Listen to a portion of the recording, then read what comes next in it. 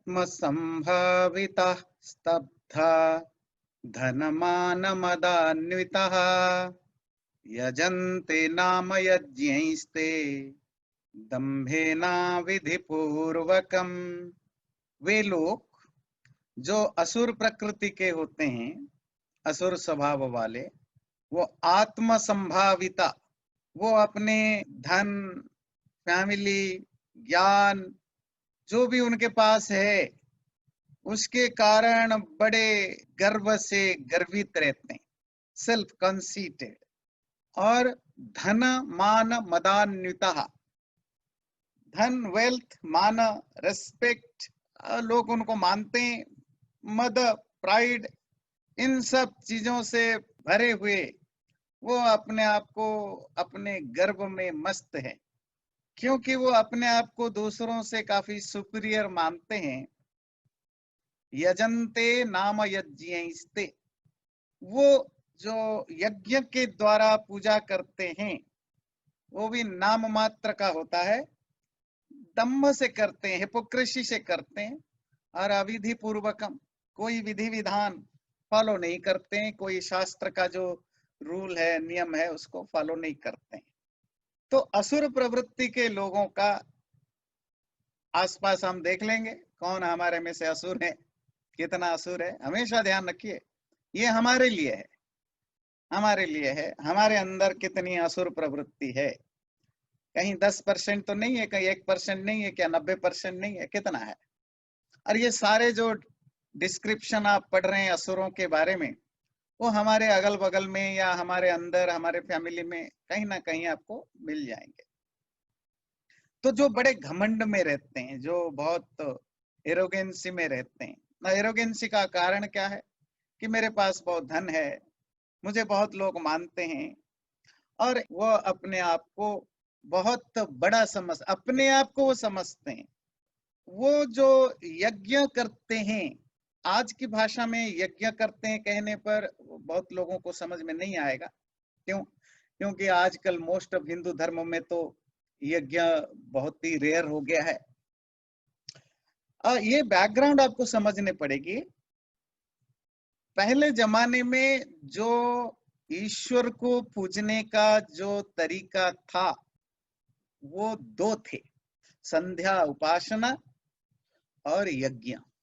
मतलब मैं अगर आपको आज के कंटेम्पररी वे में कोई मॉडर्न हिंदू को समझाने के लिए कहूं कि पहले मान लीजिए कृष्ण सुबह उठ के यज्ञ करते थे या अर्जुन यज्ञ करता था, तो इसकी एक कॉमन पौराणिक हिंदू के लिए अगर मैं ट्रांसलेट करूं तो मैं बताऊंगा कि वो पूजा करते थे, पूजा पाठ करते थे। क्योंकि यज्ञ का जो मॉडिफाइड फॉर्म आजकल मिलता है उसको आप कहते हैं पूजा पाठ करना। पूजा मतलब मंदिर में जाओ, अपने घर का मंदिर हो या बाहर का मंदिर, वहां कोई फोटो रखा है, मूर्ति रखा है, उसे फूल चढ़ाया, पानी छिड़काया, जो भी आपने अपने ढंग से किया। फिर पाठ मतलब कुछ रामायण पढ़ा, हनुमान चालीसा पढ़ा, गीता पढ़ा। यही आजकल हमारे जो बेसिक रिलीजियस रिचुअल रूप में जाना जाता है, ईश्वर पूजा का यही माध्यम। पर अगर आप 2-2,500 साल पहले जाएं तो इन सब का कोई नाम भी नहीं था। अगर हिंदू धर्म में पूजा का कोई सिस्टम था, वो था यज्ञ करना और संध्या उपासना करते थे। तो इसीलिए आपको गीता में, रामायण में, महाभारत में कहीं नहीं मिलेगा कि अर्जुन गए हनुमान मंदिर और माथा टेक कर आए, या राम गए शिव मंदिर। वैसे तो लोग आजकल बोलते हैं कि राम शिव जी के मंदिर के, उन दिनों शिव मंदिर का कोई कंसेप्ट ही नहीं था, मंदिर था ही नहीं, तो कहां से आएगा। अगर आपको वाल्मीकि रामायण पढ़े, महाभारत पढ़े, उसमें क्या मिलेगा कि सुबह हुआ तो नहा धो करके वो संध्या उपासना करने लगे, यज्ञ करने के बाद अपना काम से निकले, शाम हो गई, चलते चलते सूर्यास्त हो गया, कृष्ण रुक गए पेड़ के नीचे, मुंह हाथ धो करके संध्या उपासना करने लगे। तो ये रेफरेंस मिलेगा, ये नहीं मिलेगा कि किसी किसी मंदिर में गए, वहां मंदिर होता ही नहीं था उन दिनों, कोई मूर्ति पूजा का, मंदिर का कोई इस तरह का कंसेप्ट था भी नहीं। तो जो था वो यज्ञ था। तो इवन किसी को रिचुअलिस्टिक हिपोक्रेसी करनी होती थी, वो हिपोक्रेसी भी वो यज्ञ के द्वारा करता था। अच्छा मान लीजिए वही जो पुराण रामायण महाभारत आज लिखे जाते और बताया जाता कि असुर लोग ऐसे करते हैं रिलीजियस चीजों के साथ, तो क्या बताते? पहले जो हम पढ़ते हैं पुराणों में या महाभारत रामायण में, असुर लोगों ने यज्ञ किया, रावण यज्ञ करता था, अच्छे लोग करते थे, हम बुरे की बात कर रहे हैं, और यज्ञ करके उसने वर मांगा, जो भी किया, तपस्या किया। आजकल लिखते तो क्या लिखते? लिखते तो साई मंदिर में जा करके पूजा अर्चना की, तिरुपति में वो मुकुट चढ़ाया, है ना, या षोडशोपचार पूजा की, वगैरह वगैरह, यही लिखते, क्योंकि चेंज हो गया ना, वो फॉर्मेट चेंज हो गया। तो राक्ष जो असुर प्रवृत्ति के लोग हैं वो यज्ञ भी करते थे नाम मात्र को दिखाने के लिए।